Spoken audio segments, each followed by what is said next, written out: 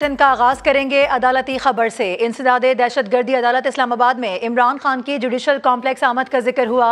जज राजा जवाद अब्बास ने इमरान खान की गुज़िश्ता पेशी पर बरहमी का इजहार किया है, रिमार्क्स दिए हैं। कहा कि उस दिन आए थे और अपने साथ 2500 बंदा भी कमरे अदालत ले आए थे। नाम इंसाफ पर रखा हुआ है और अदालत में जिंदाबाद और मुर्दाबाद के नारे लगाते हैं। बरतानिया की मिसालें देते हैं और खुद अदालत का एहतराम नहीं करते। इलेक्शन कमीशन के खिलाफ एहतजाज और दफा 144 की खिलाफ वर्जी केस की समाअत हुई। दौरान समाअत अदालत ने रिमार्क्स दिए कि पेशी के दौरान अदालत का एहतराम नहीं किया गया। 1 साल की पेशी पर आए थे और अपने साथ 2 साल की पेशियां लेकर चले गए। अब 1 साल मजीद अदालती समाअतों में मसरूफ रखेंगे। जज राजा जवाद अब्बासी ने रिमार्क्स दिए कि उनके पास इस मामले की तमाम CCTV फुटेजेस भी मौजूद हैं। मजीद बात करते हैं, समा के नुमाइंदे शहजाद अली हमारे साथ मौजूद हैं। शहजाद, बताएगा समाअत का अहवाल। जी बिल्कुल, इमरान खान की गुज़श्ता पेशी के हवाले से दौरान समाअत इंतहाई अहम रिमार्क्स आए हैं। इंसदादे दहशतगर्दी के अदालत के जज राजा जवाद अब्बास ने कहा कि उस दिन आप अपने साथ 2500 बंदा लेकर अदालत में पेश हुए, नाम इंसाफ रखा हुआ है और अदालत में जिंदाबाद और मुर्दाबाद के नारे लगाए गए। जज साहब ने यह भी रिमार्क दिया कि बरतानिया की मिसालें देते हैं और खुद अदालत का एहतराम नहीं करते। राजा जवाद अब्बास ने यह भी कहा कि अदालती पेशी के दौरान अदालत का एहतराम नहीं किया गया। अपने साथ गुंडे बदमाश लाकर अदालत की जो तकरीम है उसको खराब किया गया है। 1 साल की पेशी पर आए थे और 2 साल की पेशियां साथ लेकर चले गए हैं। अदालत ने यह भी रिमार्क दिए कि 1 साल मजीद मुझे अदालती समाअतों में मसरूफ रखा जाएगा। मेरे पास तमाम मामले की CCTV फुटेज भी मौजूद है। ये गुज़श्ता जो समाअत हुई थी 28 फरवरी को इंसदादे दहशतगर्दी की अदालत में इमरान खान संजानी में दर्ज मुकदमात के हवाले से पेश हुए थे, उस हवाले से आज आम केस की समाअत थी। अदालत ने जो है वो बरहमी का इजहार किया जो इमरान खान के वकील थे उनसे, और कहा कि अदालत की तौकीर करना सीखें। अदालत ने इस केस की जो मजीद समाअत है वो 17 मार्च तक मुलतवी कर दी है। बहुत शुक्रिया आपका तफसीलात के लिए शहजाद।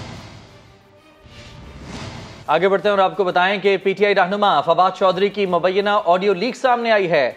मुबैना ऑडियो में वो फैसल चौधरी से बात कर रहे हैं। मुबैना ऑडियो लीक में वकील से मुतालिक बातचीत की गई है। फवाद चौधरी ने कहा कि उनकी जाती तजवीज़ है कि तारड़ पर 3-4 जगह इस्तगासा कराएं। मुबैना ऑडियो में यह भी कहा गया कि अता पर 228 लगवाकर उसे सजा दिलवाएं ताकि इन पर प्रेशर तो आए।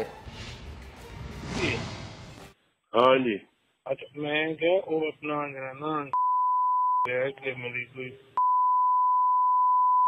दूसरा अपना ये कह ना उन्होंने जरा मिल उनको जो नाल है पूरा तरह खड़ा तुझे दोस्तों जाती तजवीज़ ये है कि ये करके ना जैसे तारड़ से 3-4 जगह करा के ना इस्तगासे इन्हों से 228 हजार ताकि इन्होंने प्रेशर से मैं सुबह करना ना सुबह इन्होंने पूछ कर आपको बताएं कि PTI रहनुमा फवाद चौधरी की मुबैना ऑडियो लीक सामने आई है। अब से कुछ देर कबल हमने आपको सुनवाई है। मुबैना ऑडियो में वो फैसल चौधरी से बात कर रहे हैं। मुबैना ऑडियो लीक में वकील से मुतालिक बातचीत की जा रही है। फवाद चौधरी ने कहा है कि उनकी ज़ाती तजवीज़ है कि तारड़ पर 3-4 जगह इस्तगासा कराएं। मुबैना ऑडियो में ये भी कहा गया है कि अता पर 228 लगवा कर उसे सज़ा दिलवाएं ताकि इन पर कोई प्रेशर तो आए। एक मरतबा फिर से आपको सुनवाते हैं। जी हाँ जी, अच्छा मैं क्या वो अपना ना कि मेरी कोई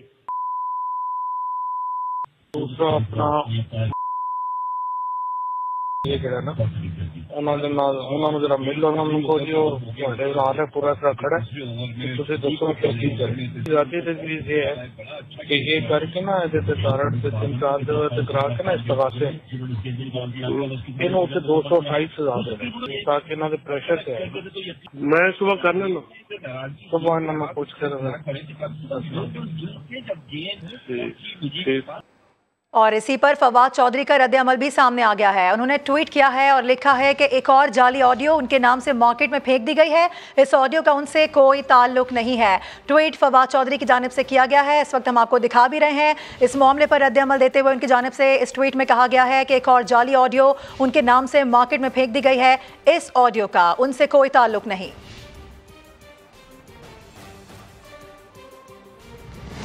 और दूसरी जानिब नून लीगी रहनुमा अताउल्लाह तारड़ कहते हैं कि क्या ट्रक पैसों का कोड है? ये क्या हो रहा है? फवाद के जरिए पैगाम रसानी कराई जा रही है। रही मेरी सजा की बात तो मैं अल्लाह की ज़ात के अलावा किसी और से नहीं डरता। अताउल्लाह तारड़ ने कहा कि आकर तो देखो तुम्हारे जैसों का इलाज करना भी मुझे आता है। नून लीगी रहनुमा अता तारड़ की जानिब से कहा गया है कि क्या ट्रक पैसों का कोड है, ये हो क्या रहा है। फवाद के जरिए पैगाम रसानी कराई जा रही है। मेरी बात रही तो सजा की बात अल्लाह ताला के हक में है, अल्लाह की ज़ात के अलावा किसी से नहीं डरता। अताउल्लाह ने कहा कि आकर तो देखो, तुम्हारे जैसों का इलाज करना मुझे खूब आता है।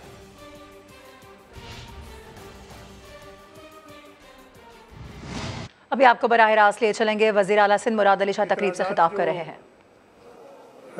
हैं वो बताएं उन नंबर्स पे, ताकि उनको उनका अजाला किया जा सके। और फिर तीसरे स्टेज में 2 फेजेस में मरदमशुमारी होगी। ज़्यादा से ज़्यादा उसमें पार्टिसिपेट करें, इंश्योर करें कि आप खुद भी गिने जाए, आपका मोहल्लेदार भी गिना जाए। हम सब का ये फ़र्ज़ है कि हम इस सेंसस को कामयाब करें, और कामयाब तभी होगा जब हर एक शख्स इसमें गिना जाएगा। 1-2 चीज़ें और मैं कहना चाहूँगा। सेंसस पे मैं दोबारा स्ट्रेस करूँगा कि आप सारे तवज्जो दें बहुत ज़्यादा। इस वक्त हम सबको पता है, इसमें कोई दो राय नहीं, एक शदीद इकनॉमिक क्राइसिस से गुजर रहे हैं। मैं ब्लेम गेम अब किसने किया, क्या किया, ये सबको पता है, मैं ज़्यादा नहीं बताना चाहूँगा। मतलब एक एग्रीमेंट्स करके अगर आप उससे मुकर जाएं, पहले डिले करें। 2018 में पोजीशन जो थी, हर एक का ख्याल था कि IMF के पास जाना चाहिए था।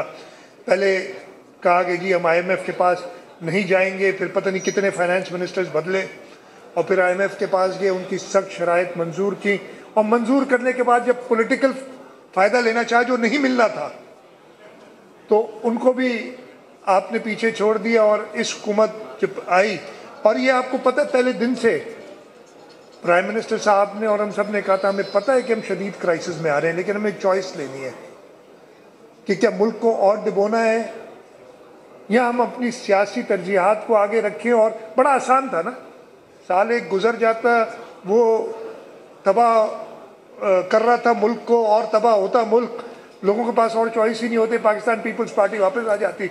लेकिन हमने मुल्क को दाव पे लगाना मुनासिब नहीं समझा, और कहा कि ये शक से चलना नहीं है। और ये बड़ा क्लियर है बात। अभी वो बहुत जो है ना, आपने खुद सुन रहे होंगे, पता नहीं साजिश आई गई, कहाँ से शुरू हुई, कहाँ ख़त्म हुई, इम्पोर्ट हुई कि एक्सपोर्ट हुई, कुछ पता नहीं है। जिसकी जो मर्जी, मैं ज़्यादा ये सारी चीज़ें इतनी बार हो गई, मैं नहीं बताना चाहता। लेकिन अब ज़रूर एक मुश्किल मरहला है। फेडरल गवर्नमेंट कोशिश कर रही है। IMF के साथ कल भी कहा था कि जो एग्रीमेंट है, इंशाल्लाह ताला जो लोग हैं उनकी बहुत सख्त शराइत है, और आपको पता है उनका, आप बिज़नेस कम्युनिटी से बेहतर और कोई नहीं जानता। लेकिन ये सख्त शराइत इसीलिए है कि हमने पहले उनकी शराइत मान के येस करके और फिर उन पर अमल नहीं किया।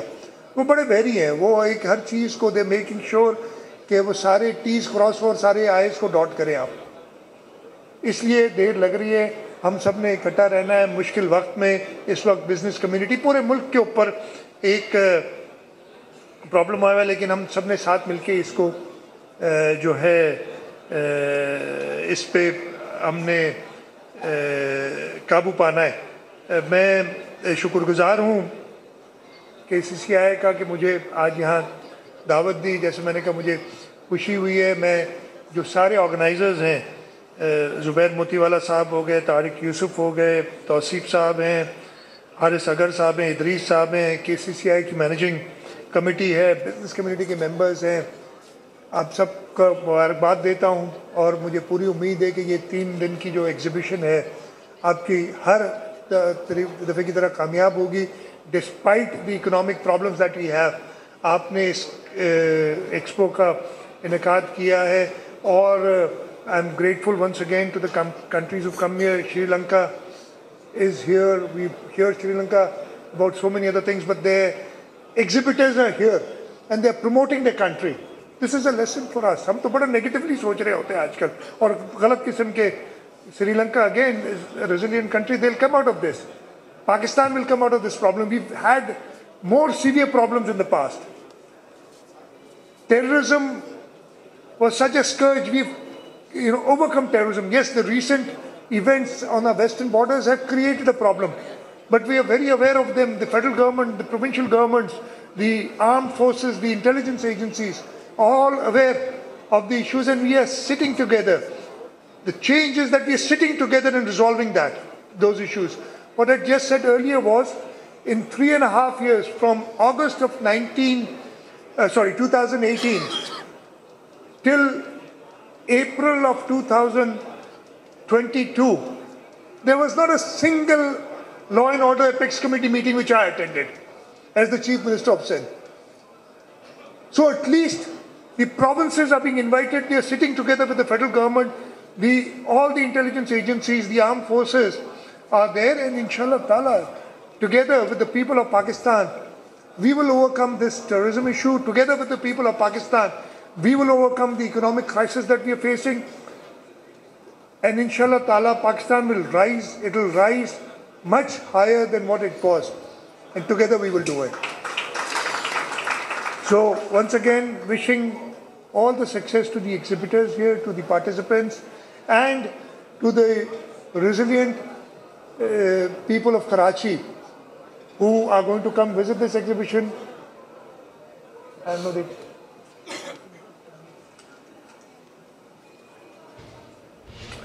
Okay. I've been asked to request the diplomats to urge the countries to participate next year.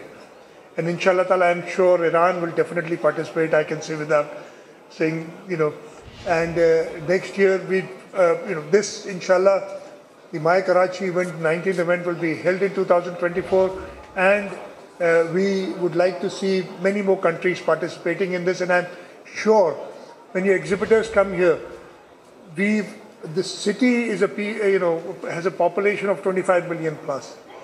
This province has a population of 65 million plus people. And Pakistan's population, I don't know, the last we counted was 220, it's almost 300 million people. The opportunities are huge. Please come to Pakistan, exhibit here, and I'm sure you'll find a very large market. So, once again, grateful to the organizers for inviting me here, grateful to the participants, and wish the exhibitors a very, very productive My Karachi Expo 2023. Thank you very much. Pakistan Zindabad. वज़ीर आला सिंध मुराद अली शाह तकरीब से खिताब कर रहे थे। आगे बढ़ते हैं। एक रोज कबल रिकॉर्ड बनाने के बाद डॉलर सस्ता हो गया। इंटर बैंक मार्केट में डॉलर की कदर में 10 रुपए 9 पैसे की कमी आ गई। इंटर बैंक मेमोरी की डॉलर 275 रुपए पर आ गया। आपको बता दें कि एक रोज कबल रिकॉर्ड बनाने के बाद डॉलर अब सस्ता हो गया है। इंटर बैंक मार्केट में डॉलर की कदर में कमी आई है, 10 रुपए 9 पैसे कम हो गया है। बात करेंगे, रिजवान आलम हमारे साथ मौजूद हैं। रिजवान, मजीद क्या डिटेल्स हैं, बताइएगा। मारूफ, आज तो जो है रुपए की कदर बहाल होती नजर आई है और अच्छी इसमें रिकवरी देखी गई है। इंटर बैंक मार्केट में बतदरीज कम होते होते अब जो है डॉलर जो है 10 रुपए 9 पैसे जो है वो सस्ता हो चुका है। डॉलर की रेट जो है इंटर बैंक मार्केट में 275 रुपए जो है वो कोट किया जा रहा है। इसके साथ साथ ओपन करेंसी मार्केट में भी 10 रुपए की जो है डॉलर की कदर में कमी आई है और वहां पे डॉलर जो है 291 से गिरकर 281 पर आ गया है। बताया ये जा रहा है कि चूंकि स्टेट बैंक ने भी तरदीद करी इस बात की कि अफगान बॉर्डर से एक्सचेंज रेट को मुंसलिक किया जा रहा है, कोई भी स्टेट बैंक जो है ग्रे मार्केट को फॉलो नहीं करता, तो गवर्नर स्टेट बैंक ने इसकी कल तरदीद की थी और हमने अपने नाज़रीन को बताया भी था। तो आज इसका भी असर है करेंसी मार्केट पे। इसके साथ साथ जो वज़ीर खजाना ने ये बताया था कि अगले हफ्ते ही जो है वो ककताई में ठीक है, इस सिलसिले में आपने आगाह किया, बेहद शुक्रिया। वज़ीर आज़म के मुआविन ख़ुसूसी अता तारड़ इस वक्त मीडिया से गुफ्तगू कर रहे हैं, बराह रास्त देखिए। एक जज साहब के हवाले से एक ऑडियो आई, ऑडियो के बाद उनके खिलाफ एक रेफरेंस जो है वो दायर किया गया। वो रेफरेंस अभी तक समाअत के लिए मुकर्रर नहीं किया गया और आज सुबह जो ऑडियो आई है उसमें जिस तरीके से ट्रक की बात हो रही है और मज़ाहिर अली अकबर नकवी साहब का नाम लिया जा रहा है, उनके लिए एक ट्रक तैयार खड़ा है और ये ऑडियो फवाद चौधरी साहब और उनके भाई फैसल चौधरी के दरमियान गुफ्तगू की है, तो ये आमों का ट्रक तो नहीं है ना, ये माल्टो का ट्रक है। जब एक ट्रक तैयार है तो ये बिल्कुल वाज़ेह है कि वो किस चीज का ट्रक है। हमने ये मुतालबा रखा कि एक वकील साहब की तरफ से सुप्रीम जुडिशल काउंसिल में रेफरेंस दायर किया गया है और उसमें आमदन से ज़ायद असासा जात, इख्तियारात का नाजायज इस्तेमाल और करप्शन के सबूत लगाए गए हैं, तो क्या वजह है कि वो अभी तक समाअत के लिए मुकर्रर नहीं किया गया? और ये जो दोहरा निज़ाम अदल है, आज जो मईशत के हालात हैं, जो मुल्क जो है वो मुश्किलात का शिकार है, इसकी शुरुआत 2016 में होती है कि जब सुप्रीम कोर्ट के जजेस पे मुश्तमिल एक बेंच ने मियां नवाज शरीफ को बेटे से तनख्वाह ना लेने पर नाअहल किया और उसके बाद पनामा की एक GIT बनाई गई जिसकी निगरानी 3 सुप्रीम कोर्ट के जजेस ने की। ये तारीख में पहली दफा हुआ है कि किसी भी तहकीकाती टीम या किसी भी तहकीकात का जो निगरान है वो सिटिंग सुप्रीम कोर्ट के जजेस को मुकर्रर किया जाए। अब ये इंसाफ के असूलों के मुनाफी है कि जब आप सुप्रीम कोर्ट के जज के तौर पे एक फैसला दे रहे हैं और तहकीकात का ऑर्डर कर रहे हैं, तो उन तहकीकात की निगरानी भी आप खुद करें। इससे ये बात जाहिर होती है कि आपका जहन का झुकाव किसी एक तरफ वाज़ेह तौर पर पाया जाता है। अब जब मियां नवाज शरीफ साहब को बेटे से तनख्वाह ना लेने पर नाअहल किया गया और उसके बाद पनामा की GIT की तहकीकात हुई, तो ये सबको पता था कि पनामा GIT का फैसला क्या आना है। और फिर जब ट्रायल चलाया गया तो वो रोजाना की बुनियादों पर चलाया गया। मुल्क की तारीख में कोई ऐसी मिसाल नहीं मिलती कि जहां पर किसी भी पब्लिक ऑफिस होल्डर का, किसी भी वजीर आजम का ट्रायल जो है वो रोजाना की बुनियादों पर चलाया गया हो। क्या ये मयार बाकी पब्लिक ऑफिस होल्डर्स पर भी लागू किए गए हैं? क्या तोशा खाना का ट्रायल भी रोजाना की बुनियादों पर चलाया जा रहा है? क्या टिरियन वाइट का केस रोजाना की बुनियादों पर चलाया जा रहा है? ये दोहरा निज़ाम अदल है जिसके तहत इमरान अहमद न्याजी साहब को कुछ रियायतें हासिल हैं, कुछ छूट हासिल है और उनको उस कड़े एहतसाब का सामना नहीं है जिससे बाकी इस मुल्क के सियासी रहनुमा गुजरे हैं। तो इसकी वजह यह है कि अदलिया के अंदर उनके सहूलतकार आज भी मौजूद हैं और हर गुजरते दिन के साथ उस सरकारी के सबूत सामने आ रहे हैं। और आज सुबह जो ऑडियो आई है जिसमें फवाद चौधरी साहब और फैसल चौधरी साहब गुफ्तगू फरमा रहे हैं, वो आपस में क्या बात कर रहे हैं? वो जज साहिबान के दरमियान पैगाम रसानी की बात कर रहे हैं कि फलां साहब का पैगाम या फलां साहब की डिमांड फलां साहब तक पहुंचाई जाए, नंबर 1। नंबर 2, वो ये कह रहे हैं कि मुजाहिर नकवी साहब के लिए एक ट्रक तैयार है। अब ये बड़ा एक संगीन मामला है, बड़ा संजीदा मामला है कि जिन जज साहब को पहले ही,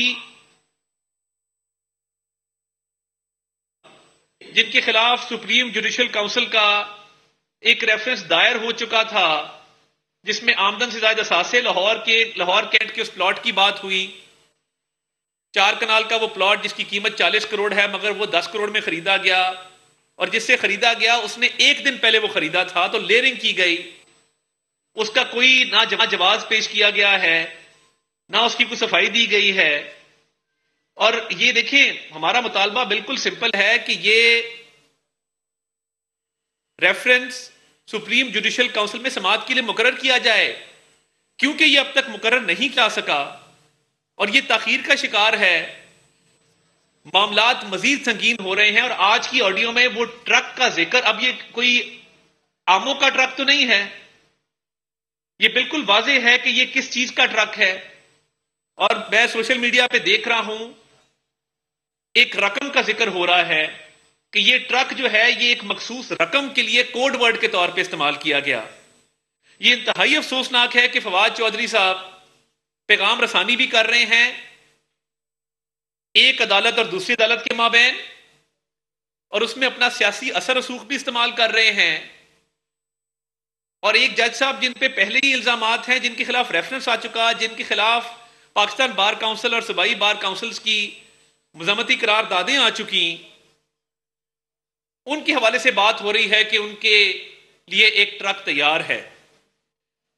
अगर यह मामला सुप्रीम जुडिशल काउंसिल में नहीं जाता और इसको मजीद ताखीर का शिकार किया जाता है, तो ये तो हर गुजरते दिन के साथ मजीद इल्जामात सामने आ रहे हैं।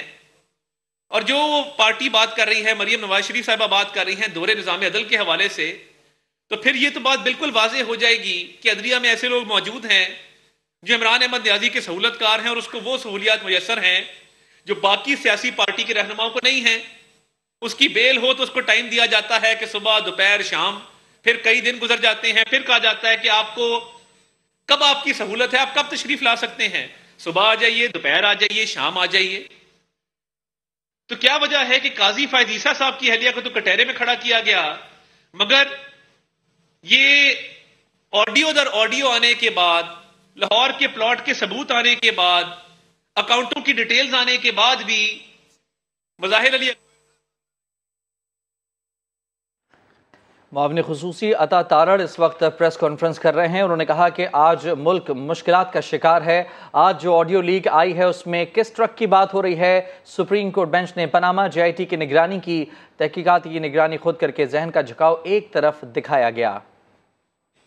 तो ये कौम के सामने क्लियर होने चाहिए और इसकी सुप्रीम जुडिशल काउंसिल में इसको समाअत के लिए मुकर्रर करके इस पे बाकायदा इसकी समाअत करके दूध का दूध पानी का पानी हो, ताकि कौम को पता हो कि ये इल्जामात जो थे वो लगाए गए थे और तहकीकात में ये चीज सामने आई है। तो ये इंतहाई काबिल मजम्मत है, इंतहाई काबिल अफसोस है। हम हर रोज ये बात कर रहे हैं कि हमें ये नजर आ रहा है कि कुछ ऑनरेबल जजेस का झुकाव इमरान न्याजी साहब की तरफ है।